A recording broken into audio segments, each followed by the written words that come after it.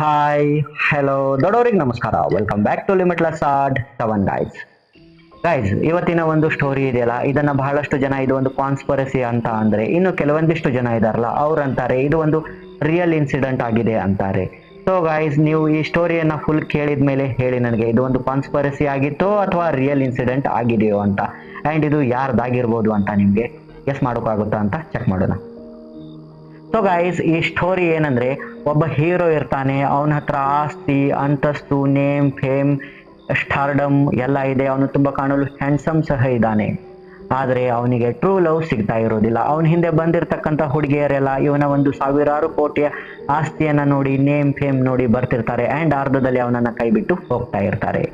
ಇದು ಇವನ ತಲೆಯನ್ನ ಕೆಡಿಸ್ಬಿಟ್ಟಿರುತ್ತದೆ. ಏನ್ ಮಾಡಿದ್ರು ನನಗೆ ಟ್ರೂ ಲವ್ ಸಿಗ್ತಾ ಇಲ್ಲ, ನಾನು ಯಾವಾಗ ಮ್ಯಾರೇಜ್ ಆಗೋದು ಅಂತ ಅವನು ಥಿಂಕ್ ಮಾಡ್ತಿರ್ತಾನೆ. ಹೀಗೆ ಡಿಪ್ರೆಷನ್ಗೆ ಹೋಗಿರ್ತಾನೆ. ಒಂದು ದಿನ ಅವನು ತನ್ನ ಮನೆಯಲ್ಲಿ ಕೂತ್ಕೊಂಡಿರ್ತಾನೆ. ಅವಾಗ ಅಲ್ಲಿಗೆ ಒಬ್ಬ ಗೆಸ್ಟ್ ಬರ್ತಾರೆ. ಅವನ್ ಲೆವೆಲ್ದೇ ಇರ್ತಾರೆ ಅವರು ಸಹ. ಅಂಡ್ ಅವನಿಗೆ ಕೇಳ್ತಾರೆ, ಯಾಕೆ ನೀನು ಇಷ್ಟು ಡಿಪ್ರೆಷನ್ ನಲ್ಲಿ ಕೂತಿದೀಯಾ ಅಂತ ಅಂದಾಗ, ಇವನು ತನ್ನ ಒಂದು ಅಳಲನ್ನೆಲ್ಲ ತೋಡ್ಕೋತಾನೆ, ತನ್ನ ಕಷ್ಟವನ್ನ ಹೇಳ್ತಾನೆ. ಹೀಗೆ ನನ್ನ ಹತ್ರ ನೇಮ್, ಫೇಮ್, ಸ್ಟಾರ್ಡಮ್ ಎಲ್ಲ ಇದೆ, ಬಟ್ ಟ್ರೂ ಲವ್ ಸಿಗ್ತಾ ಇಲ್ಲ, ಏನ್ ಮಾಡೋದು?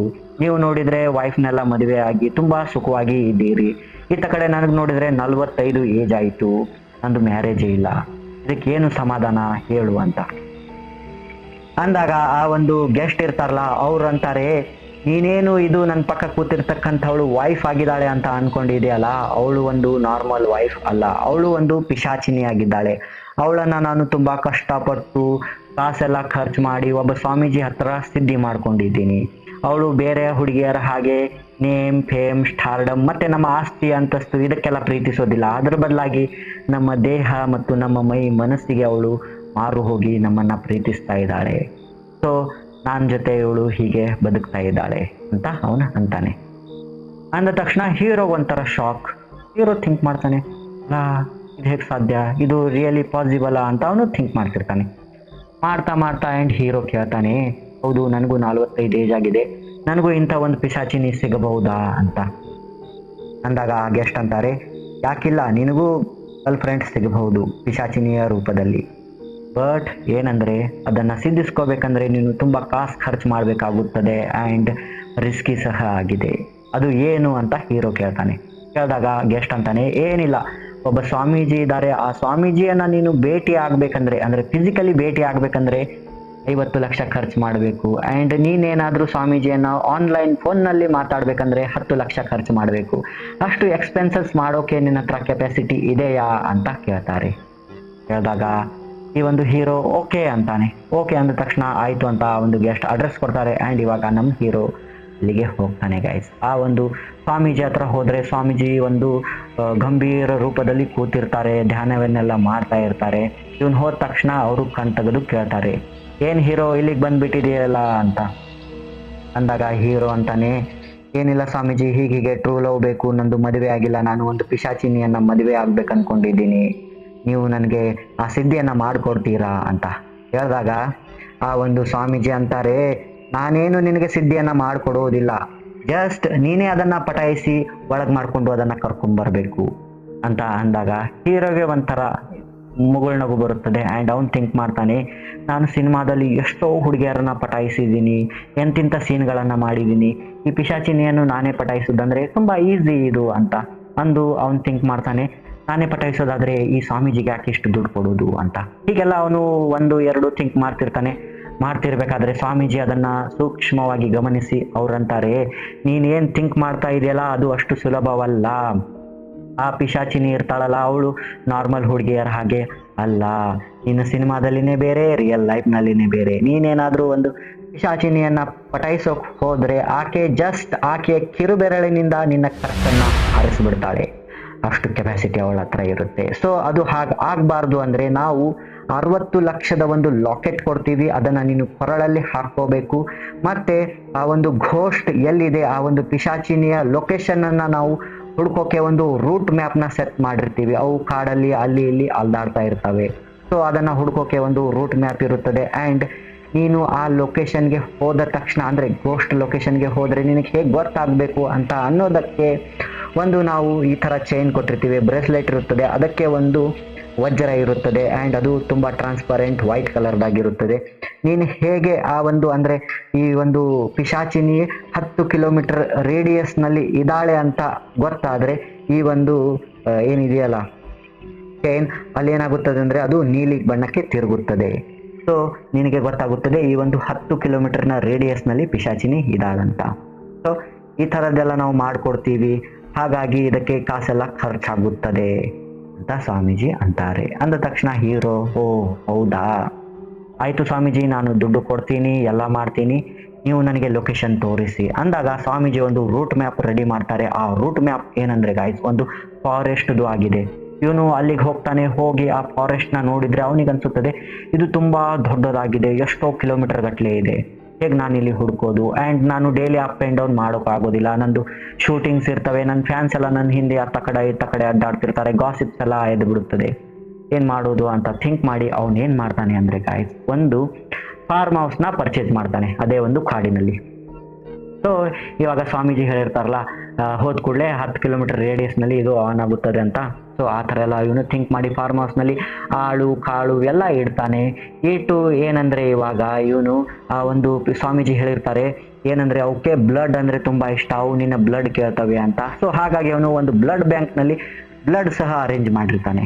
ಸೊ ಇದನ್ನೆಲ್ಲ ಮಾಡಿಕೊಂಡು ಹೋಗೋ ದಿನ ನೈಟ್ ಬರುತ್ತದೆ ಗಾಯ್ಸ್ ಇವಾಗ.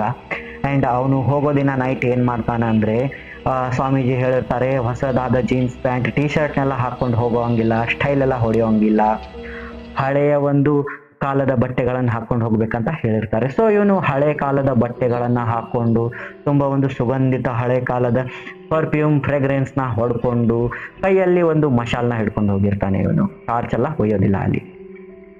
ಸೊ ಇವನು ಹೀಗೆ ಹೋಗ್ತಾನೆ ಒಂದು ಲೊಕೇಶನ್ಗೆ ಹೋದ್ಮೇಲೆ ಅಲ್ಲಿ ಏನಂದರೆ ಈ ಒಂದು ಚೈನ್ನಲ್ಲಿ ವಜ್ರ ನೀಲಿ ಕಲರ್ಗೆ ತಿರುಗಿಬಿಡುತ್ತೆ.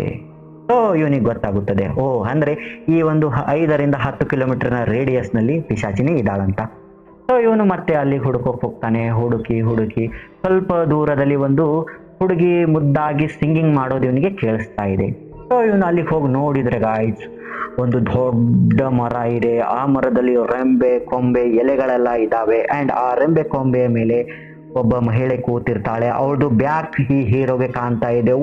ಉದ್ದ ಕೂದಲಿದ್ದಾವೆ, ತುಂಬ ಸುಂದರವಾದ ಬೆನ್ನು ಕಾಣ್ತಾ ಇದೆ, ಮೈ ಮೇಲೆ ಬಟ್ಟೆ ಇಲ್ಲದ ಹಾಗೆ ಸ್ವಲ್ಪನೇ ಇದೆ. ಆ್ಯಂಡ್ ಅವಳು ಚಂದ್ರನನ್ನ ನೋಡಿ ಸಿಂಗಿಂಗ್ ಮಾಡ್ತಾ ಇದ್ದಾಳೆ. ಚಂದ್ರನ ಕಾಂತಿ ಆಕೆಯ ಮೇಲೆ ಬೀಳ್ತಾ ಇದೆ. ಬಟ್ ಏನಂದ್ರೆ ಅದು ಹೀರೋ ಕಾಣ್ತಾ ಇಲ್ಲ. ಹೀರೋಗೆ ಜಸ್ಟ್ ಆಕೆಯ ಉದ್ದನೆಯ ಕೂದಲು ಮತ್ತೆ ಬ್ಯಾಕ್ ಕಾಣ್ತಾ ಇದೆ. ಆ್ಯಂಡ್ ಹೀರೋ ಅದನ್ನು ನೋಡಿನೇ ಮಂತ್ರಮುಗ್ಧನಾಗ್ಬಿಡ್ತಾನೆ. ಸೊ ಇವನು ಆ ಒಂದು ಪಿಶಾಚಿನಿ ಹತ್ರ ಹೋಗಿ ನಿಂತ್ಕೋತಾನೆ. ಆಕೆಯ ಫೇಸ್ ಏನು ಇವನಿಗೆ ಕಾಣ್ತಾ ಇರೋದಿಲ್ಲ.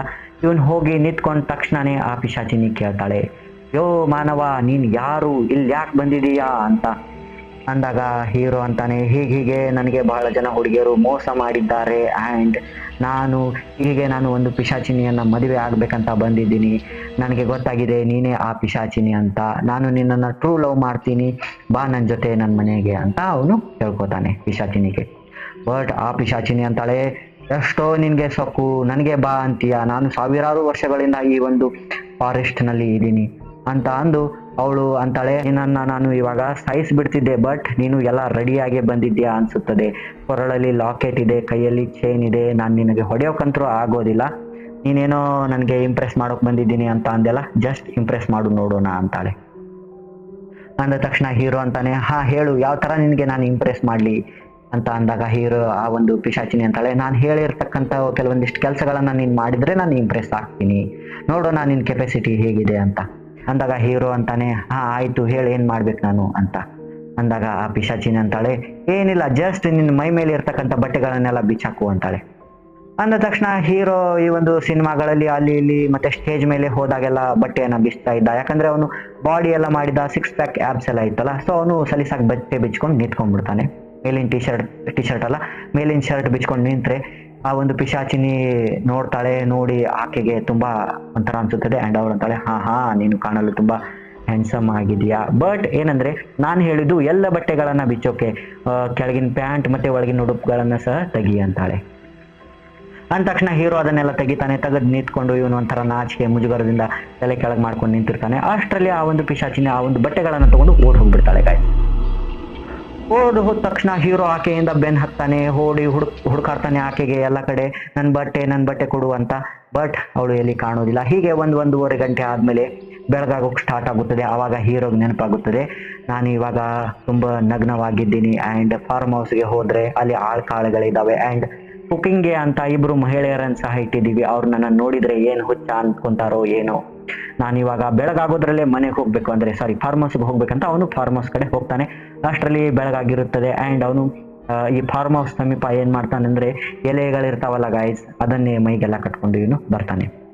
ಬಂದ ತಕ್ಷಣ ಆ ಒಂದು ಆಳುಗಳೆಲ್ಲ ನೋಡಿ ಒಂಥರ ನಾಚಿಕೆ ಮತ್ತು ಮುಜುಗರ ಆಗಿರುತ್ತದೆ. ಆ ಹೆಣ್ಣು ಮಹಿಳೆಯರು ಆ ಕಡೆ ಫೇಸ್ ಮಾಡ್ಕೊಂಡು ನಿಂತಿರ್ತಾರೆ. ಆ್ಯಂಡ್ ಈ ಮೇಲಿರ್ತಾರಲ್ಲ ಆಳುಗಳು, ಅವ್ರು ಕೇಳ್ತಾರೆ, ಏನು ಸರ್ ಈ ಥರ ಎಲೆಗಳನ್ನು ಸುತ್ಕೊಂಡು ಬಂದಿದ್ದೀರಲ್ಲ, ಏನಿದು ಅಂತ ಅಂದಾಗ ಹೀರೋ ಅಂತಾನೆ, ನಿಮಗೆಲ್ಲ ಇದು ಗೊತ್ತಾಗೋದಿಲ್ಲ, ನೀವು ಒಂದು ಕಾಮನ್ ಪೀಪಲ್ ಆಗಿದ್ದೀರಿ, ನಾವು ಒಂಥರ ಸೆಲೆಬ್ರಿಟೀಸ್ ಇದ್ದ ಹಾಗೆ. ಆ್ಯಂಡ್ ನಮಗೆ ಏನಂದರೆ ನಮ್ಮ ಥೆರಪಿಸ್ಟ್ ಎಲ್ಲ ಇರ್ತಾರಲ್ಲ, ಅವರು ನಮ್ಮ ಸ್ಕಿನ್ ಕೇರ್ ಬಗ್ಗೆ ಕೆಲವೊಂದು ರೂಟೀನ್ಸ್ಗಳನ್ನು ಹೇಳಿರ್ತಾರೆ.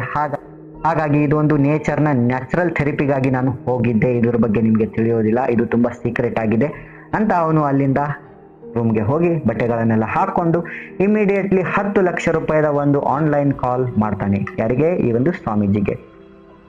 ಆ್ಯಂಡ್ ಅವಾಗ ಸ್ವಾಮೀಜಿಗೆ ಆಗಿರ್ತಕ್ಕಂಥ ಇನ್ಸಿಡೆಂಟ್ ಹೇಳ್ತಾನೆ. ಅವಾಗ ಆ ಒಂದು ಸ್ವಾಮೀಜಿ ಅಂತಾರೆ, ನಿನ್ನ ಒಂದು ಡ್ರೆಸ್ನ ಅವಳು ತೊಗೊಂಡು ಹೋಗಿದ್ದಾಳೆ ಅಂದರೆ ಅದರ ಹಿಂದೆ ಏನೋ ಒಂದು ರೀಸನ್ ಇರುತ್ತದೆ, ನಾಳೆ ಹೋಗಿ ಆಕೆಗೆ ಕೇಳು ಏನು ಆ ರೀಸನ್ ಅಂತ. ಮತ್ತೆ ನಾರ್ಮಲಿ ಈ ಥರ ಬಟ್ಟೆಗಳನ್ನೆಲ್ಲ ಒಯ್ಯುವುದಿಲ್ಲ ಅವು ಪಿಶಾಚಿನಿಯರು, ಇದೇನೋ ಇದೆ ಅಂತ ಅಂದು ಸ್ವಾಮೀಜಿ ಕೇಳ್ತಾರೆ, ಹೌದು ನೀನು ಹೋಗಬೇಕಾದ್ರೆ ಏನೇನು ಐಟಮ್ಸ್ ತೊಗೊಂಡು ಹೋಗಿದ್ದೆ ಅಂತ ಅಂದಾಗ ಹೀರೋ ಅಂತಾನೆ, ನಾನು ಏನು ತೊಗೊಂಡು ಹೋಗಿರಲಿಲ್ಲ, ನೀವೇನು ಹೇಳಿದ್ರಲ್ಲ ಒಂದು ಲಾಕೆಟ್ ಮತ್ತು ಈ ಒಂದು ಚೈನ್ ಮತ್ತು ಒಂದು ಮಶಾಲ್ ಹಳೆ ಕಾಲದ ಡ್ರೆಸ್ ಹಾಕ್ಕೊಂಡು ಹೋಗಿದ್ದೆ ಅಂತ ಅಂದಾಗ ಸ್ವಾಮೀಜಿ ತಲೆ ಚಚ್ಕೊಂಡು, ಅಯ್ಯೋ ನೀನು ದಡ್ಡ ಇದೆಯಾ ಕಣೋ, ನೀನು ಇವಾಗ ಯಾವುದಾದ್ರೂ ಒಂದು ಗರ್ಲ್ ಫ್ರೆಂಡ್ಗೆ ಭೇಟಿ ಆಗೋಕೆ ಹೋಗ್ತೀಯಾ ಅಂದರೆ ಏನಾದರೂ ಒಯ್ತೀಯಲ್ಲ ಐಟಮ್ಸ್ನ, ಹಾಗೇನಾದರೂ ಒಯ್ಬೇಕಿತ್ತು, ನೀನು ಆಕೆನ ಇಂಪ್ರೆಸ್ ಮಾಡಬೇಕಿತ್ತು ಅಂದಾಗ ಆ ಒಂದು ಹೀರೋ ಅಂತಾನೆ, ಆಯಿತು ಸ್ವಾಮೀಜಿ, ಇವಾಗ ಏನಂದರೆ ಈ ದೇಶದಲ್ಲಿ ಇರ್ತಕ್ಕಂಥ ಟಾಪ್ ಮೋಸ್ಟ್ ಎಕ್ಸ್ಪೆನ್ಸಿವ್ ಜ್ಯುವೆಲರೀಸ್ನ ಆಕೆಗೆ ಒಯ್ದು ಕೊಡ್ತೀನಿ ನಾನು ಇವತ್ತು ನೈಟ್ ಅಂತ ಅಂದಾಗ ಸ್ವಾಮೀಜಿ ಅಂತಾರೆ, ದಡ್ಡ ನೀನು, ಅವು ನಿನ್ನ ಒಂದು ಜ್ಯುವೆಲರಿ ಆಸ್ತಿ ಅಂತಸ್ತು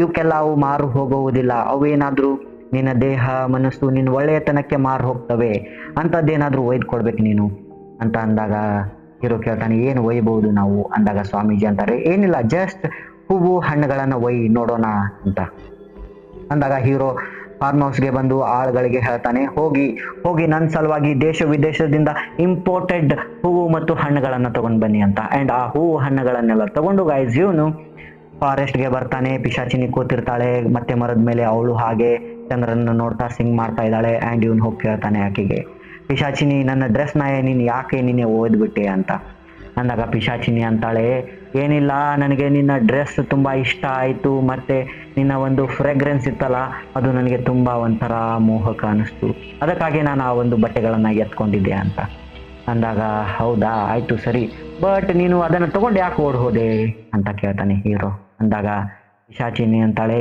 ಏನಿಲ್ಲ ನೀನು ಬೆತ್ತಲೆಯಾಗಿ ಗೊಮ್ಮಟೇಶ್ವರನ್ ಥರ ನಿಂತ್ಕೊಂಡಿದ್ಯಲ್ಲ ಅದು ನೋಡಿ ನನಗೆ ಒಂಥರ ನಾಚಿಕೆ ಮುಜುಗರ ಆಯಿತು, ಹಾಗಾಗಿ ನಾನು ಅದನ್ನು ತೊಗೊಂಡು ಓಡೋಗ್ಬಿಟ್ಟೆ ಅಂತ ಅಂದಾಗ ಹೀರೋ ಆಲ್ ರೈಟ್ ಅಂತ ನಿಂತ್ಕೋತಾನೆ. ಆ್ಯಂಡ್ ಪಿಶಾಚಿನಿ ಕೇಳ್ತಾಳೆ, ಇಷ್ಟೆಲ್ಲ ಆದರೂ ನೀನು ಮತ್ತೆ ಬಂದಿದೆಯಲ್ಲ, ಎಷ್ಟು ನಿನಗೆ ಡೇರಿಂಗ್ ಅಂತ ಅಂದಾಗ ಹೀರೋ ಅಂತಾನೆ, ಏನಿಲ್ಲ ನಾನು ನಿನ್ನನ್ನು ಪಟಾಯಿಸಿ ನಿನ್ನ ಜೊತೆ ಟ್ರೂ ಲವ್ ಮಾಡಿ ನಿನ್ನನ್ನು ಮದುವೆಯಾಗಿ ಕರ್ಕೊಂಡು ಹೋಗೋಕೆ ಅಂತ ಬಂದಿದ್ದೀನಿ, ನೋಡು ನಿನಗೆ ಇಂಪ್ರೆಸ್ ಮಾಡೋಕ್ಕಂತ ಈ ಹೂವು ಮತ್ತು ಹಣ್ಣುಗಳನ್ನು ತಂದಿದ್ದೀನಿ, ಇವು ತುಂಬ ಇಂಪಾರ್ಟೆಂಟ್ ಆಗಿದ್ದಾವೆ ಅಂತ ಅಂದಾಗ ಪಿಶಾಚಿನಿ ಅಂತಾಳೆ, ಹೌದು ಬಟ್ ನನಗೆ ಕೆಲವೊಂದು ಟೆಸ್ಟ್ ಮಾಡೋದಿದೆ ನಿನ್ನ ಮೇಲೆ, ನೋಡೋಣ ಅದರಲ್ಲಿ ನೀನು ಪಾಸ್ ಆಗ್ತೀಯೋ ಇಲ್ಲೋ ಅಂತ ಅಂದಾಗ ಹೀರೋ ಕೇಳ್ತಾನೆ, ಏನು ಹೇಳು ಅಂದಾಗ ಪಿಶಾಚಿನಿ ಅಂತಾಳೆ, ಏನಿಲ್ಲ ನನಗೆ ಈ ಒಂದು ಇದು ನೀನೇನು ತಂದಿದೆಯಲ್ಲ ಈ ಹೂವು ಹಣ್ಣು ಇದರಿಂದ ಒಂದು ಮಾಲೆಯನ್ನು ಮಾಡಿಕೊಡು ಹಾರವನ್ನು ಅಂತ ಅಂದಾಗ ಆಯಿತು ಅಂತ ಹೀರೋ ಒಂದು ದೊಡ್ಡ ಸೆಣಬನ್ನು ತಗೊಂಡು ಅದಕ್ಕೆ ಒಂದು ಡಬ್ಬಣದಂಥ ಸೂಜೆಯನ್ನು ತಗೊಂಡು ಆ ಹೂವನ್ನು ಪೋಣಿಸೋಕೆ ಸ್ಟಾರ್ಟ್ ಮಾಡ್ತಾನೆ ಒಂದೊಂದಾಗಿ. ಆವಾಗ ಆ ಪಿಶಾಚಿನಿ ಅಂತಾಳೆ, ಸ್ಟಾಪ್,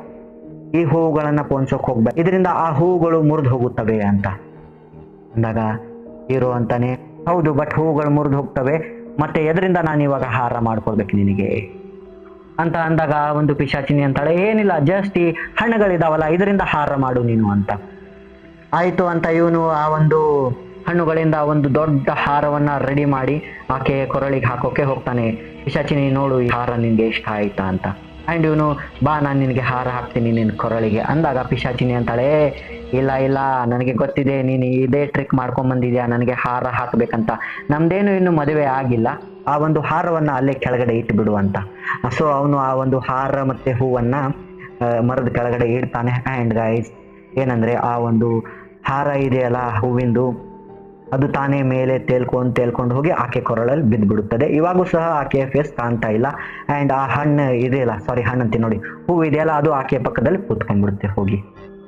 ಇದನ್ನು ನೋಡಿ ಹೀರೋ ಒಂಥರ ಶಾಕ್ ಆಗ್ಬಿಡ್ತಾನೆ. ಏನಿದು, ನಾನು ಈ ಪಿಶಾಚಿನಿಯನ್ನ ಕ್ಯಾಜುವಲ್ ಆಗಿ ತಗೊಂಡ್ಬಿಟ್ಟೆ, ಆ್ಯಂಡ್ ಇವಳು ನೋಡಿದರೆ ತುಂಬ ಹಾರರ್ ಇದ್ದಾಳಲ್ಲ ಅಂದು ಮತ್ತೆ ಅವನು ಥಿಂಕ್ ಮಾಡ್ತಾನೆ, ಇರಲಿ ಬಿಡು, ಎಷ್ಟೇ ಆದರೂ ಈಕೆಯನ್ನು ನಾನು ಪಟಾಯಿಸ್ಕೊಂಡು ಹೋಗ್ತೀನಲ್ಲ, ಇದೆಲ್ಲ ಶಕ್ತಿ ನಂದೇ ಆಗುತ್ತದೆ ಅಂತ ಮತ್ತೆ ಅವನು ಖುಷಿ ಪಡ್ತಾನೆ. ಆಗ ಆ ಪಿಶಾಚಿನಿ ಏನು ಮಾಡ್ತಾಳೆ ಅಂದರೆ, ಆ ಹಣ್ಣಿನ ಹಾರವನ್ನು ಕೊರಳಲ್ಲಿ ಹಾಕ್ಕೊಂಡು ಆ ಹೂವನ್ನು ತಿಂತಾ ಇದ್ದಾಳೆ. ಅವಾಗ ಆ ಹೀರೋಗೆ ಒಂಥರ ಅನಿಸುತ್ತದೆ, ಏನಿದು, ಎಲ್ಲರೂ ಹಣ್ಣುಗಳನ್ನು ತಿಂತಾರೆ ಮತ್ತು ಹೂವಿನ ಹಾರವನ್ನು ಮಾಡಿ ಕೊರಳಲ್ಲಿ ಹಾಕ್ಕೊಂಡ್ರೆ ಇವಳು ಹೂವುಗಳನ್ನು ತಿಂತಾ ಇದ್ದಾಳೆ, ಹಣ್ಣನ್ನು ಕೊರಳಲ್ಲಿ ಹಾಕ್ಕೊಂಡಿದ್ದಾಳಲ್ಲ, ಏನಿದು ಅಂತ ಅವನು ಮತ್ತೆ ಅಂತಾನೆ, ಪಿಶಾಚಿನಿ ಅಲ್ಲ, ಏನು ಬೇಕಾದರೂ ಮಾಡ್ಬೋದು, ಇವೆಲ್ಲ ಉಲ್ಟಾ ಪಲ್ಟಾ ಇರ್ತಾವಂತ ಅವನು ಹೀಗೆ ನಿಂತ್ಕೊಂಡಿರ್ತಾನೆ.